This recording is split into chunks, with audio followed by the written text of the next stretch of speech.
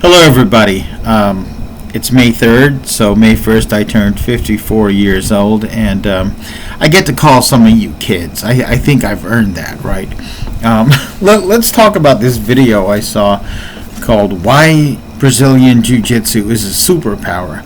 And this kid, he's well-intentioned, and when I was new into martial arts, and let's pick an arbitrary time, let's say, less than 15 years, let's call that new, because I can do that now, all right? Many of my subscribers are in the age bracket. Some of you have been martial artists for a long time. He's relatively new in the martial arts. He may just be a black belt in Brazilian Jiu-Jitsu, so he may be lower than that. And I'm not saying that you don't learn awesome things in Brazilian Jiu-Jitsu.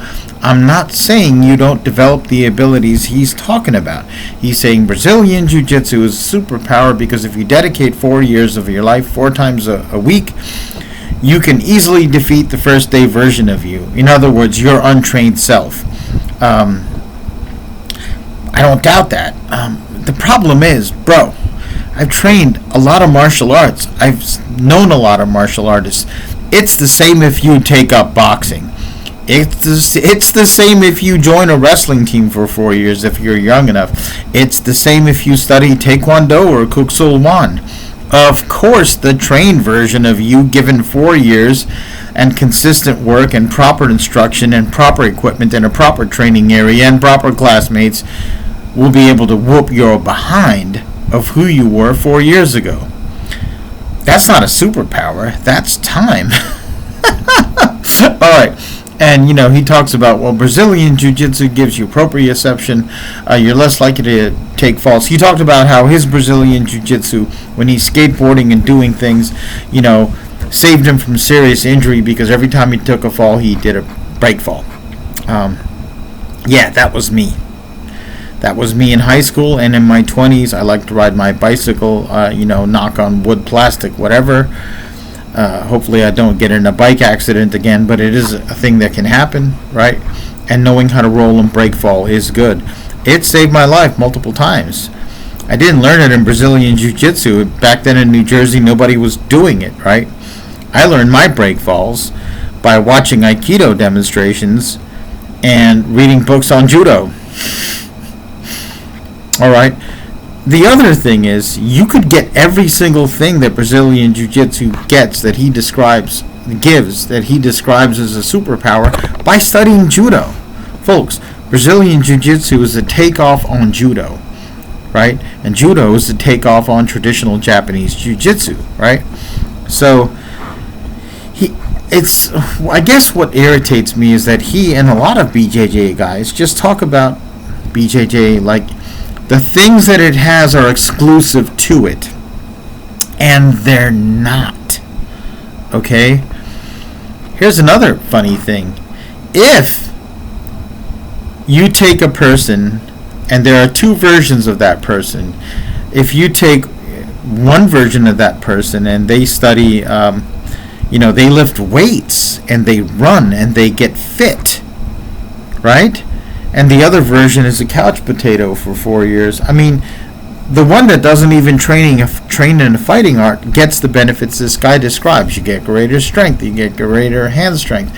You get the ability to dominate, people in combat who are not trained. Duh. For example, he says, you have this interesting dynamic in Brazilian Jiu-Jitsu where someone's 16 years old and they're able to, strangle their high school teachers. If society collapsed. Bro, I was 16 years old, and first of all, you don't know your high school teachers. There's more high school teachers out there that can fight than you think about, right? First of all, could he strangle all of his PE teachers? Could he strangle the football coach? Could he strangle the wrestling coach? Quite a few PE teachers had a martial arts background in my school. I had a science teacher who definitely knew something because students would try to fight him, and he would take care of himself very quickly, very efficiently. Often it was one move, and sometimes the kid wasn't even hurt. Sometimes he was. All right. It's good to be proud of your martial art, and it's good to be proud of your training. But you shouldn't have delusions that you're the only one doing the only thing that can do this. Part of it is also, I don't think he understands the power of a superpower. A superpower is something, way beyond human capacity, right? And there are, in my opinion, superpowers in the martial art, but you find them more in Asian martial arts that have really old school training. I mean, I have met Chinese style martial artists who have conditioned their fingers to a degree where I think one stab with bunched fingers, they could have caused internal damage to your solar plexus. They could have hurt you. Right? I don't think he understands that striking is also a superpower. The first time I hit someone with a knife hand in solar plexus, that person just stopped. Right? And by the way, there were teachers in my high school that I'm sure I would have been able to kill or severely hurt or maim with the martial arts that I knew. But again, there were other kids in school that had a martial arts background that may have even been more dangerous than me. Right? He talks about the character building aspects of Brazilian Jiu-Jitsu. You can develop character by learning how to play chess, learning how to do karate, taekwondo, by learning how to swim. Character comes from many ways, right? And oftentimes your character, aside from, yes, you can develop character and perseverance by working hard at something, but oftentimes it's a product of the people around you, your mentors, your peers, and the interactions, right? If your father and your mother are abusive and not giving you a good example, you're on your own oftentimes, or you may have to pick it up from a martial arts teacher or from an uncle or from a friend, right? Now, if you're surrounded by people with really bad character, that's a tough situation. You can still grow and develop from that, but it's just a little bit harder, right? Some people use that pressure to rise above it. Other people are knocked down by it and oppressed by it, right? So I also think the phrase "jiu-jitsu is a superpower" before this kid appeared in one of Jocko Willink's podcasts. And if you're not familiar with Jocko, he is like the straight white male's sexual fetish. Okay, he's turned into a cult figure. He says a couple of interesting things in that voice of his, and I'm sure he's brilliant at Brazilian Jiu-Jitsu. He's got a storied military career, but he's not the god people say he is. I mean, I remember reading some comment sections there like, Jocko is so manly that women get pregnant listening to him. I'm like, no man deserves that much praise. All right, no man deserves to be fetishized and turned into a living god. I always worry about that, because that type of adoration can turn into hero worship, which is easily turned into something bad, easily weaponized and misdirected, right? Also, I don't like Jocko Willink's he is really pro-military intervention. He's really pro-military industrial complex. He's being asked an interview question from someone didn't directly ask him, but the host was reading questions from subscribers or whatever, and the guy said, what about the military industrial complex? And Jocko's like, well, our industry is what makes us not just strong as a nation, but allows us to live prosperous lives, and we have good plumbing and good water. We can all do that because of our industry. It is a moronic statement from Jocko Willink. Jocko, where did you get that nonsense from? First of all, most of the industry that makes nerve gas and poison bombs and depleted uranium is not building plumbing. As a matter of fact, in this country, often it's a battle between spending money on infrastructure, on civilian industry, on feeding people and clothing people and housing people and giving them medicine, versus bombing brown people and black people and yellow people overseas, right? Again, he's not thinking. He's not self-aware. And, he was definitely a Trump supporter, and we all see how that worked out. One of the biggest morons in history had the reins of power and damn near brought this country down, right? So But getting back to the jiu-jitsu as a superpower thing, he believes his jiu-jitsu is the ultimate martial art, and part of it is because he had good results in his arena in the military. But he described the situation in which he was using it, right?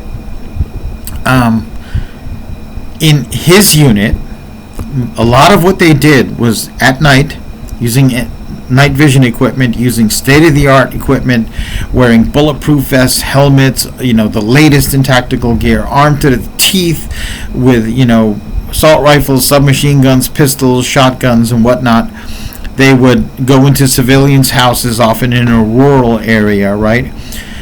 And basically, in the middle of the night, attack the house and sort of do a home invasion looking for insurgents. And he said there would always be a young male who would be, insulted and offended by their presence and start fighting. And, they didn't want to just shoot them, so they would use jiu-jitsu to restrain them. It should be mentioned that no SEAL team, no fast company, no force recon, no Army Special Forces, not even a conventional unit doing this kind of tactic will ever go one-on-one in such a situation.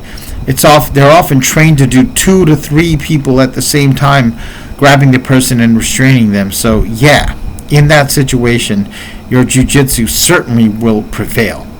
Okay, 3 big armed men wearing bulletproof vests, wearing body armor and Kevlar helmets, can, utilizing jiu-jitsu, immediately restrain someone who may just be an angry civilian, angry because you're in his country, in his house, right?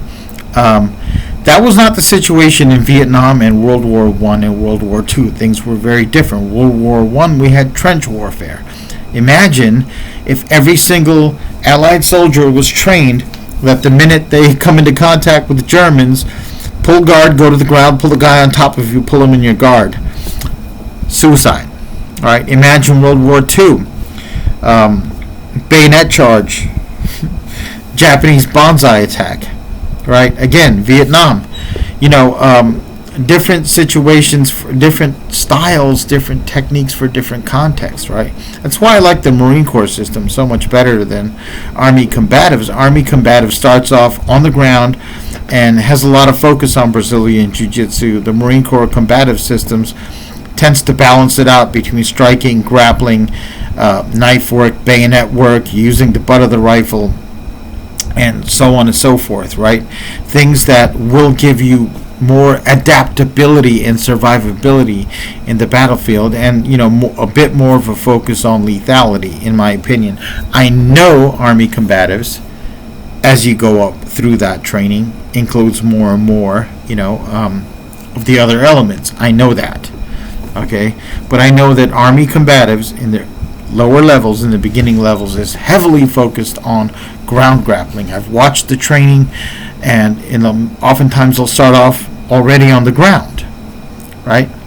So martial arts training, if you regard all those positive benefits in that video that kid talked about as superpowers, there's pretty much most martial arts will give you that. Brazilian Jiu-Jitsu will give you an edge on the ground, for sure. I'm not denying that. I took Brazilian Jiu-Jitsu. I got 2 stripes, and that took me, about 2 years, right? However, there are things it doesn't give you until much later. I mean, can you imagine if you lived in any of the ghetto regions of the United States, right, where there's a lot of boxing, there's a lot of punching, and there's a lot of concrete floors and glass on the ground and gravel? Can you imagine dedicating that much time to an art that doesn't teach you how to protect against a punch to the face, or run away from a group, or maneuver around a group until you've been at it a year or 2, right? Which is what a lot of Brazilian Jiu-Jitsu schools are. That's what mine was like. Once in a great while, we'd practice a punch defense or a kick defense, right? We spent most of our time doing drills and then rolling, and it was, the type of rolling you do in sport. Very rarely did we spend time on something like Gracie Combatives, which I do think is a far better system to learn, at least in the beginning, if you're trying to get good at self-defense. But I mean, let's be realistic, folks. A lot of confrontations start standing, and they open with a direct punch to the face, right? And grabbing under your shirt and landing 4 or 5 punches on you, and then proceeding to grappling range. And let's not forget that there's the omnipresent danger of sticks, bricks, knives, getting hit with furniture, right? And the presence of other people. It's not the superpower you think it is. If you're calling the benefits you talked about a superpower, you're going to have to say that it is one of the many superpowers many martial arts give you and many non-martial arts activities give you, if you want to be intellectually honest with yourself and your audience, right? This is not a dig against Brazilian Jiu-Jitsu. Do I know that Taekwondo has many limitations? Yet, the years that I was training Saram Taekwondo were some of the most fun I ever had training, right? Same thing when I got out of the Marines and I was teaching karate, with my instructor that I trained in high school. Those were some of the best years of my life, right? And later on, when I trained with Master Gao in his mixture of modern and traditional Wushu, again, some happy times, some great times, but all of them had limitations, right? All of them had the first two styles, Taekwondo and Karate, were mostly oriented towards sport, but we did do self-defense elements, right? The Wushu was mostly demonstration oriented. We did a lot of demonstrations and barely practiced applications, but again, I got a lot out of it. I got those superpowers out of it. And there was a school I trained in from white to orange belt, which, let me tell you something, the length of time involved is, kind of like getting a blue belt in Brazilian Jiu-Jitsu or getting 3 or 4 stripes on your belt. It's very lengthy time. And it was mostly focused on self-defense and self-development and mental development and fitness. 0 competition, 0 sport, 0 demonstration, right? And the Brazilian Jiu-Jitsu I did was mostly sports oriented. But what I'm saying is, understand the limitations of what you're doing and understand what is out there. Brazilian Jiu-Jitsu people are an incredibly myopic bunch, and many of them think that they are the Gracies, who have been coached since birth, right? I'm just saying, folks, there are superpowers in the martial arts. I've seen some Iron Palm demos that will blow your mind, right? Being able to slap your way through 5 chimney bricks, right? I've seen some jumping that blows your mind, especially in the Wushu people, right? I've seen a demo where a Taekwondo master put a cigarette in someone's mouth, an apple onto someone's head, and jump spin hook kick the apple off the head, landed in the other direction with the other foot, jump spin hook kick the cigarette out of that person's mouth. If you don't think that's a superpower, you don't know what you're talking about, right? Some of the longevity and health that some of these masters have been able to have. I've seen masters in their 60s and 70s and 80s just so incredibly vital and healthy. If you don't think that's a superpower, you don't understand the definition of a superpower, right? But don't be myopic about it. Be open-minded. Absorb from these other arts and other disciplines, and don't denigrate them and ignore them like I see many of this newer generation of martial artists doing. It drives me nuts, right? And then, for years or months, some of them denigrate this particular technique, that martial art, and then someone like Sensei Seth or Hard to Hurt will show something like that I've been, many of us have been doing for decades, and they'll be like, oh, I like this, it works, it's legit. Stop listening to Joe Rogan. Oh my God, man. all the arts that he said people couldn't fight were fake. In the region he was in the East Coast, there were some banging fighters in Kung Fu, in Taekwondo, in Karate, in Kenpo, right? There were some incredible fighters. All he had to do was go to New York City. And, it's obvious to me that a lot of these pundits never actually encountered the things that they're condemning, ignoring, or lambasting. All right? Don't be that person. You know what the superpower is? Open-mindedness, critical thinking, and listening and talking to people and trying to extract the good from what you see. All right, you have a good one.